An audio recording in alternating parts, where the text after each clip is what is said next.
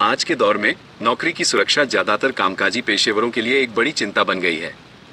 खासकर निजी नौकरी क्षेत्र में अत्यधिक प्रतिस्पर्धा है, जिसका मुख्य कारण बेरोजगार युवाओं की बड़ी आबादी है। तेजी से हो रहे तकनीकी बदलावों के कारण नौकरियां जा रही हैं, खासकर इंजीनियरिंग जैसे क्षेत्रों में, जहां नवीनतम उपकरणों और रुझानों से अपडेट रहना जरूरी है। दुर्भाग्य से हर साल जितनी नौकरियां पैदा हो रही हैं, वो बाजार में आने वाले स्नातकों की संख्या के अनुपात में नहीं है, जिससे उम्मीदवारों की अधिक आपूर्ति हो रही है। इस समस्या में यह भी जुड़ जाता है कि ज्यादातर कंपनियां 40-45 वर्ष की आयु के व्यक्तियों को काम पर रखने में हिचकिचाती हैं। वे अक्सर युवा उम्मीदवारों को पसंद करते हैं, जो अक्सर कम मांग वाले होते हैं, उनकी जिम्मेदारियां कम होती हैं और वे अधिक अनुकूल होते हैं। ये युवा पेशेवर वेतन के मामले में भी अधिक किफायती होते हैं, जो कई व्यवसायों की लागत कटौती के दृष्टिकोण के अनुरूप है। दूसरी ओर अनुभवी व्यक्तियों की वेतन अपेक्षाएं अधिक होती हैं, जिससे वे अत्यधिक प्रतिस्पर्धी बाजार में कम आकर्षक होते हैं। जो लोग कार्यरत हैं, वे भी एक और बड़ी चुनौती का सामना करते हैं। उनकी सैलरी बढ़ती महंगाई के अनुरूप नहीं बढ़ रही है। दैनिक खर्चे लगातार बढ़ रहे हैं और फिर भी कई मामलों में आय उसके साथ तालमेल नहीं बिठा पाती है।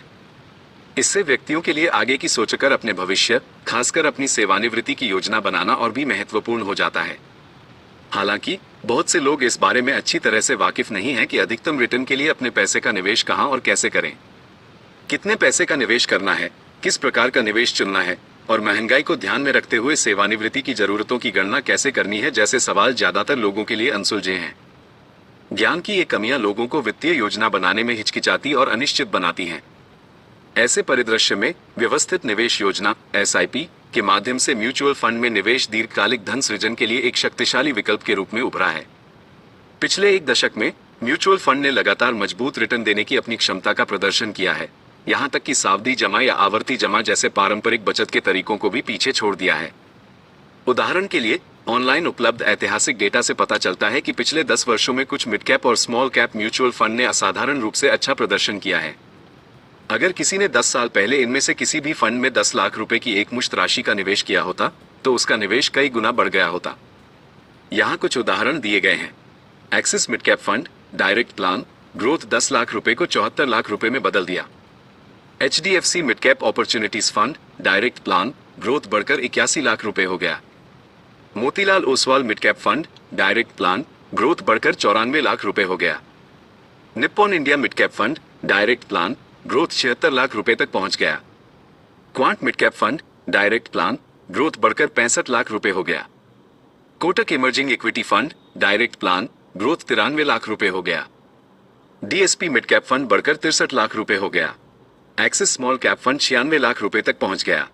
SBI small cap fund 1.15 crore रुपए को पार कर गया।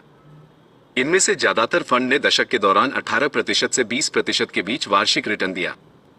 ये ध्यान रखना महत्वपूर्ण है कि ये रिटर्न एकमुश्त निवेश पर आधारित हैं।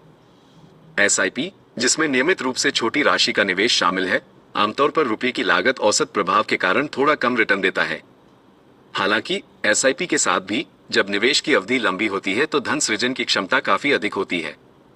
अगर हम अगले 10 वर्षों में 15% का एक रूढ़िवादी वार्षिक रिटर्न मानते हैं, तो भी उत्पन्न मूल्य काफी महत्वपूर्ण हो सकता है। ये शुरुआती निवेश को महत्वपूर्ण बनाता है, खासकर उन लोगों के लिए जो 40 वर्ष की आयु तक जल्दी सेवानिवृत्ति का लक्ष्य रखते हैं। 20 या 21 वर्ष की आयु में शुरुआत करने से निवेशकों को चक्रवृद्धि की शक्ति के माध्यम से अपनी संपत्ति बढ़ाने के लिए एक लंबा समय मिल जाता है।